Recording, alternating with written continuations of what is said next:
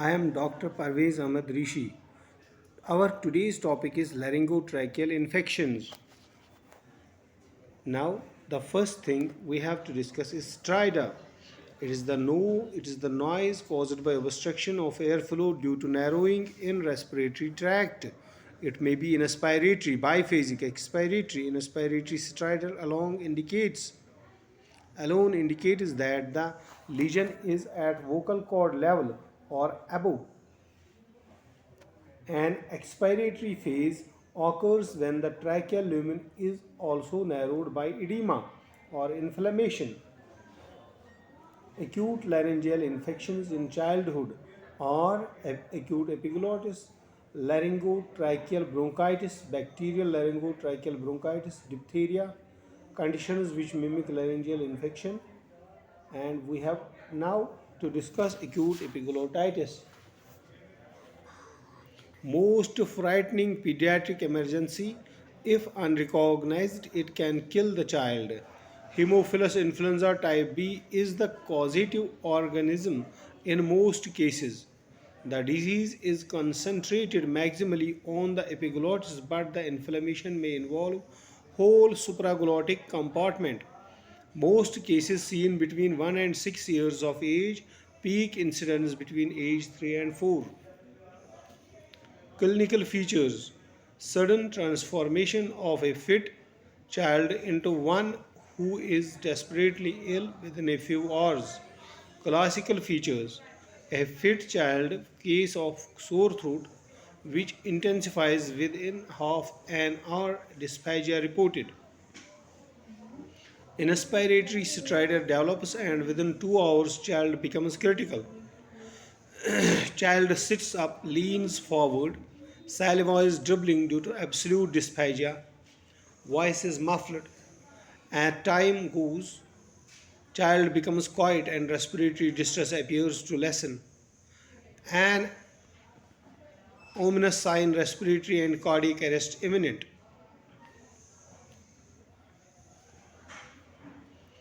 It is a surgical emergency. Examination of throat by tongue depressor is particularly dangerous. Sudden respiratory obstruction may occur.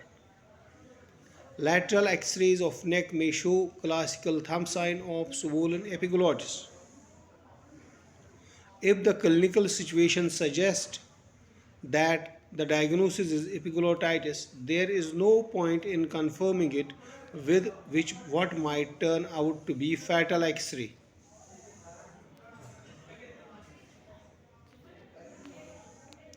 The child is shifted to OT and anesthetized in upright position. The laryngoscope inserted and diagnosis is confirmed. An appropriate size orotracheal tube inserted, otherwise rigid bronchoscope used to secure airway. Tracheostomy, nasotracheal tube, culture swab taken from epiglottis, nasogastric tube inserted for feeding, IV line established. Best clinical practice: adult with suspected acute epiglottitis should be admitted and airway closely monitored. Patient should be treated with IV second or third generation cephalosporin and 100% humidified oxygen. Airway obstruction should be treated early, ideally by intubation. Laryngotracheobronchitis, as name suggests, it involves larger proportion of respiratory tract. Area of maximum impact is subglottis. An acute illness with hoarseness, a barking cough, stridor, and varying degree of respiratory distress. Affects young children 6 months to 3 years. In most cases, causative organism is paramyxovirus, parainfluenza virus, type 1 and type 2. In adult, it may also occur from herpes simplex, cytomegalovirus, and influenza virus. Adult group is rare. More severe and impaired immunity should always be considered. The key feature is subglottic edema. Direct viral antigen detection by sample mucus from nasopharynx.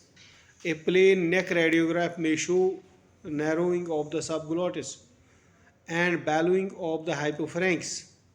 Chest X-ray to exclude collapsed lobes or mediastinal shift. On the left hand side, we can see the steeple sign marked by an arrow, and we can see that there is narrowing of the airway.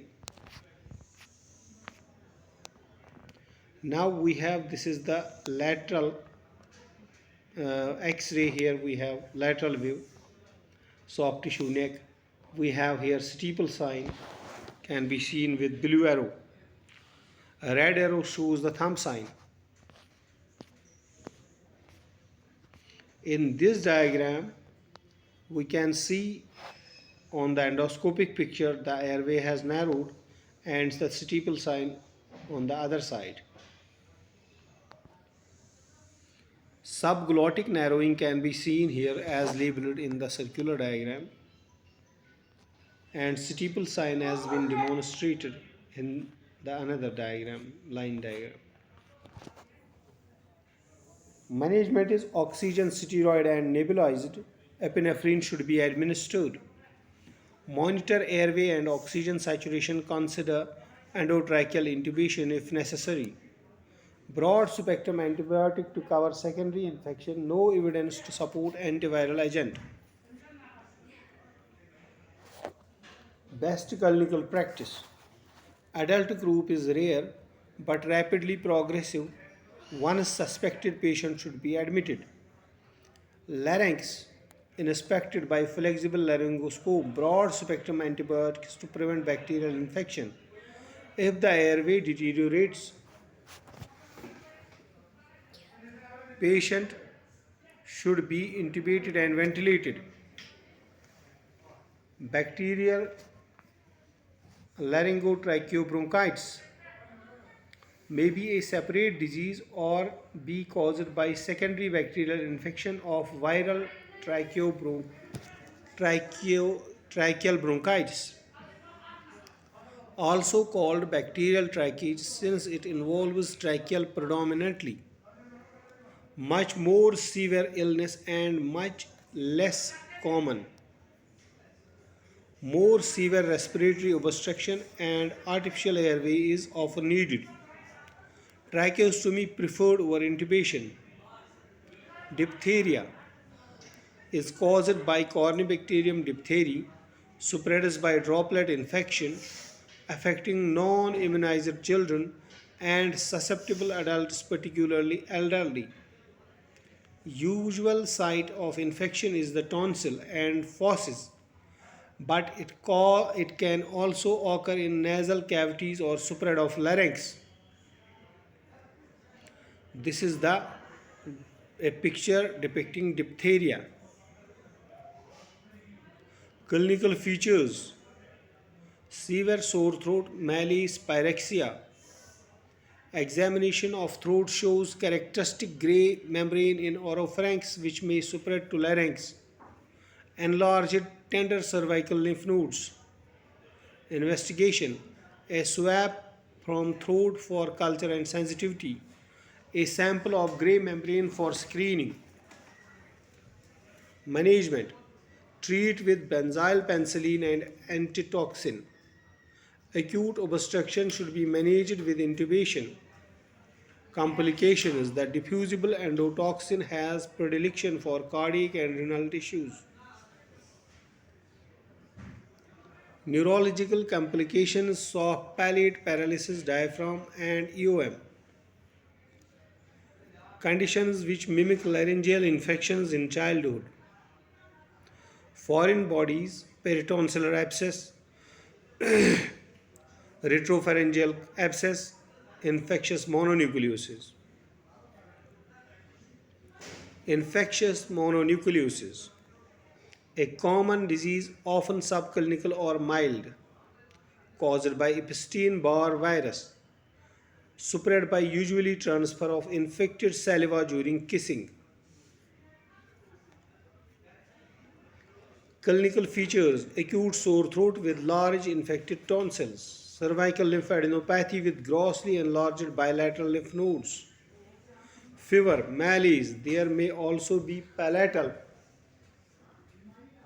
petechiae, oral ulceration, splenomegaly, and hepatomegaly. Mononucleosis causes fever, fatigue, sore throat, swollen lymph node.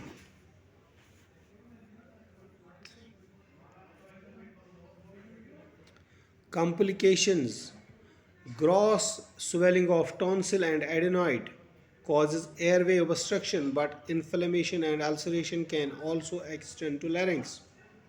Severity of laryngeal involvement may be masked by upper airway obstruction, splenic rupture, CNS complications like encephalitis, meningitis, CN palsies, immune deficiency, and HIV status be looked into. Investigation: full blood count, heterophil antibody test. Heterophil antibodies are antibodies that are stimulated by one antigen and react with an entirely unrelated surface antigen present on cells for different mammalian species. Specific Epstein-Barr virus serology, HIV testing. Management: IV fluid, analgesia, serious infections, antibiotics, steroids, acyclovir should be considered. Ampicillin, ampicillin, amoxicillin are best avoided for fear of inducing a maculopapular rash. Thank you very much. I am Dr. Parvez. Please like and subscribe my channel. And I have given the references of this presentation which was taken from the internet. The references is given below. Thank you. Best of luck.